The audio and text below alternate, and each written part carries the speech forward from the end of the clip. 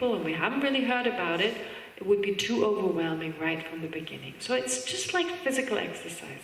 You gently get introduced to this. So that's why the story of the Buddha is, that's how it's told in the beginning. One Buddha, one ordinary person who then eventually becomes enlightened. Okay. So, therefore it says, according to the proponents of the two sets of Hira tenets, Vaibhashika and Sautrantika, the three jewels refer to the Buddha jewel, the Dharma jewel, and the Sangha jewel. That's the same. However, they distinguish between the Buddha and the Buddha jewel, the Sangha and the Sangha jewel, for they assert that the Buddha and the Sangha jewel are path and not persons. The Sangha jewel, that which we take refuge in, they're not persons, they're consciousnesses, path consciousnesses. The Buddha jewel refers to the exalted wisdom that knows extinction and non-production. It sounds much more elegant in Tibetan. Se means extinction, Mikke means no longer arising, no longer produced, and then the wisdom that knows that. So basically, what does that mind know? It knows in the continuum of a Buddha, certain things have been extinguished, have been eliminated, and they can no longer arise. That's what the Buddha knows about his own mind, right? Or about the mind of another person, for that matter. And of course it knows more, but that's just the name of the mind given to the Buddha. So I don't know when that name came into existence. It doesn't sound like, whoa, I understand exactly what that mind is all about. No, it's really weird. But I guess at some point that meant a lot. That name meant a lot to people when this term was used. So an exalted wisdom that knows extinction and non-production. That is the mental consciousness of a Buddha. And the proponents of the Hira tenets, Vaibhashika and Sautrantika, they do not refer to Buddha's mental consciousness as an omniscient mind, an exalted knower of all aspects, because that's too much. You can't know everything. Again, it's overwhelming for us. You can know everything simultaneously, everything about everyone at the same time. Come on, let's face it. For us, just knowing one thing at a time is hard enough. Multitasking is already really difficult. So to think that someone can do everything at the same time, know everything at the same time, that's hard to believe. And so, with regard to this school here, that's how they look at it. Okay, let me just finish this paragraph and then we'll have a break. So they call therefore his wisdom, basically just a wisdom that knows what the Buddha has eliminated, what he himself or she herself has eliminated, and that doesn't arise again. So it realizes those, but not simultaneously. The reason for calling it such, this mind, calling the mind of a Buddha that, is that the Mahayana path of no more learning, the mental consciousness of the Buddha, is an exalted wisdom that knows the extinction and non-production of obstructions in his own continuum, right? The Sangha jewel refers to the uncontaminated exalted wisdom, the wisdom that directly realizes selflessness, because in the Vaibhashika and the Sautrantika, they only talk of selflessness, not of emptiness of all phenomena. They only say that the self doesn't exist independently as a separate entity. So understanding that directly, that is the Sangha jewel.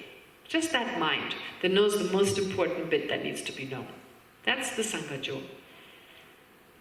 So learners who have not yet reached the state of an arhat, they are Sangha jewels, or who are Sangha jewels. They are the uncontaminated exalted wisdom of those Aryas, solitary realizers, and Bodhisattvas who still have not reached the goal. Okay? So what is Arya jewel? What is an Arya jewel? It's the mind realizing selflessness directly in the continuum of a Hira, solitary realizer, or bodhisattva, right? Or a Hira arhat and a solitary realizer arhat.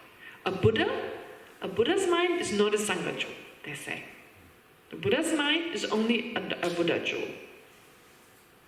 They find that too complicated to say a Buddha's both. A Buddha's mind is both an Arya jewel and a Sangha. Sorry, the Buddha's mind is both Sangha and Buddha. They say, no, it's just Buddha.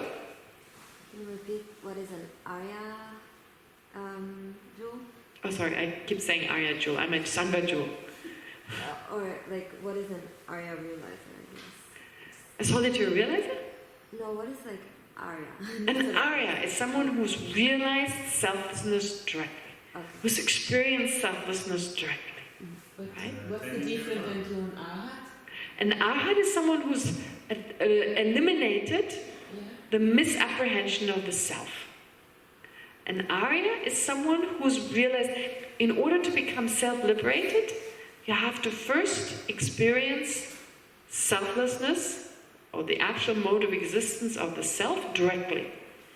So that is the vacuum cleaner, if you like, that removes everything that takes you to liberation. So first you have to generate that mind which eliminates that which keeps you from being liberated, right? Mm-hmm. And so that person, the person who has that mind, is called an Arya. So first you become an Arya, first you experience reality, right? You become an Arya, and then you start eliminating for the first time on the path of seeing. You start eliminating for the first time what is in the way to become an Arhat. So once you start doing that, you're called an Arya, you're not yet an Arhat. When you then have eliminated all the obscurations to liberation, you're now not just an Arya, but also an Arhat. Right? So an Arya is just saying a special person, because they've understood how phenomena really, and here in the lower two schools, they say how the self really exists. So you're special, you're an Arya, you're special. Arhat means an enemy destroyer. Arhat just means foe as in like enemy, and destroyer. The one who got rid of the actual enemy, the internal afflictive emotions. Okay? So an enemy destroyer is the one who has reached liberation, and Arya is the one who's fighting for the first time effectively the enemies, so called an Arya. Okay? Food destroyer is not only for the Buddha? Pardon? Food destroyer is not only the Buddha? No, a foe destroyer? A foe destroyer is an Arhat, is another word for foe destroyer. It's just the Sanskrit word for foe destroyer. Okay? So this is all a little bit complicated, but still important, and if you just understand a few of those, some of these facts, then you'll be able to understand what we're talking about here. Okay? Great. Let's take a break. Short break. 15 minutes will work? 10 to 15. Okay. She said it. I didn't say it. She said it. 10 to 15.